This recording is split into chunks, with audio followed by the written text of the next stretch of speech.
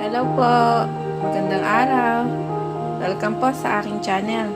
Ngayon po ay magluluto tayo ng pansit bihon.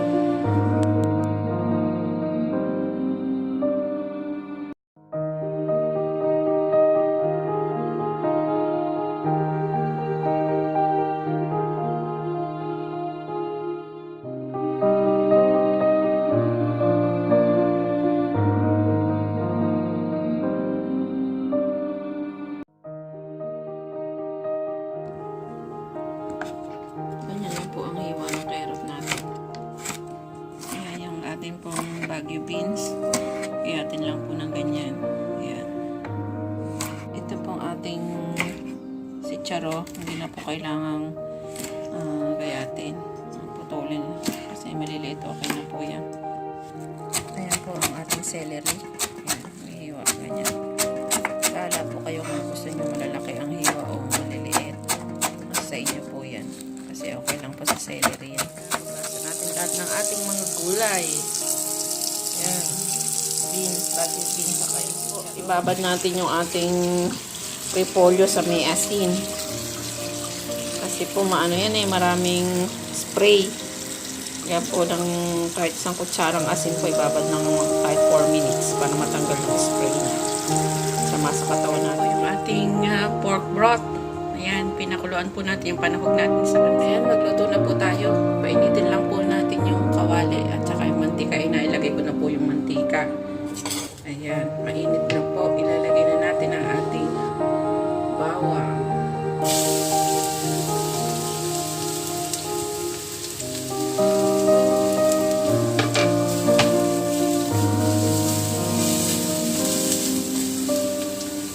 Ayan, pa-brownin lang po natin ang ating bawang.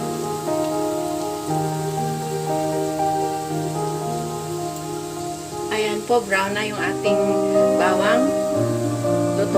Luto na po, hanguin natin. Hanguin natin ang ating bawang.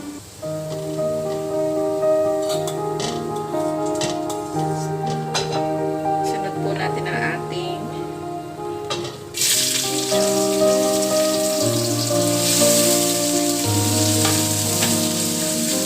lutuin lang po natin ang ating sibuyas. Ayan po, luto na ang ating sibuyas. Sinulog na natin ating sahog. Ayan, sangkutahin lang po.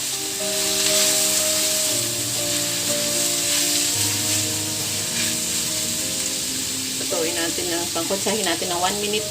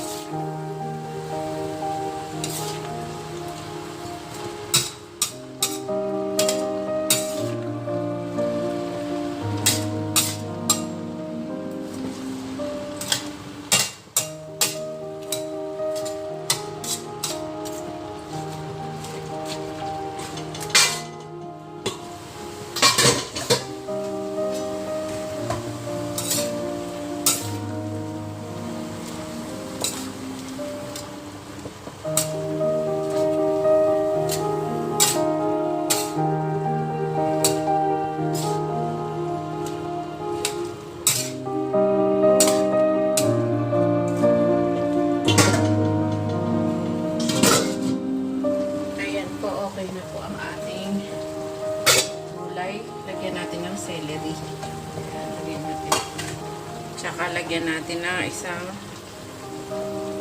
tablespoon na paminta. Gusto ko kasi maanghang. Tsaka po natin haluin.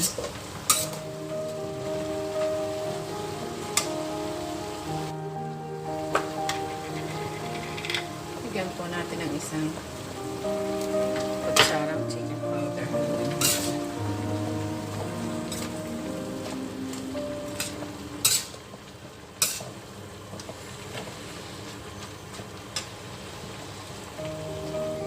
Ayan po, luto na. Hanguin na natin.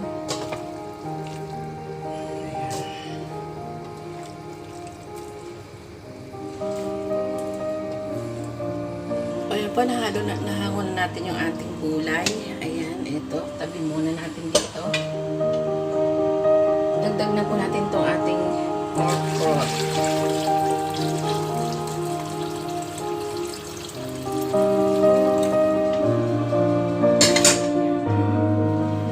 Pakuluin lang po natin yan.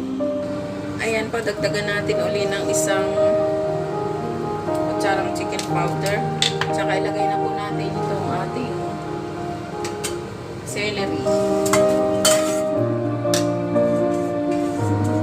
Tsaka yung lagyan natin ng konting paminta, yung bawang natin kanina. Yung iba mamaya natin ilalagay. Ayan. Pagkulo po niya, pwede nang ihulog yung pansit. Hulog na po natin yung pansit.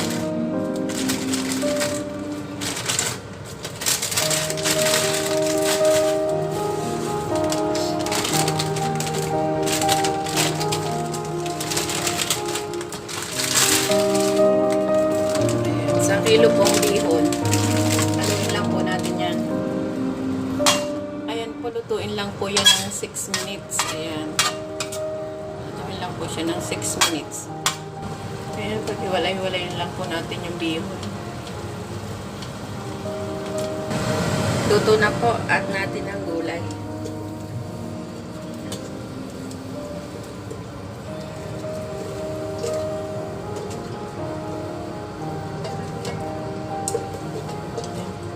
Ayan, haluin lang po natin. Tapos po, i-add na natin itong ating bawang. Ayan, nagpapasarap sa ating lutuin. Ayan. Ayan natin lahat para masarap. Haluin lang po ulit. Ayan po, luto na yung ating pansit bihon. Ayan, luto na po ang ating pansit bihon. Ayan, looks so yummy. Nakakagutom po. Ayan. Thanks for watching. Bye-bye.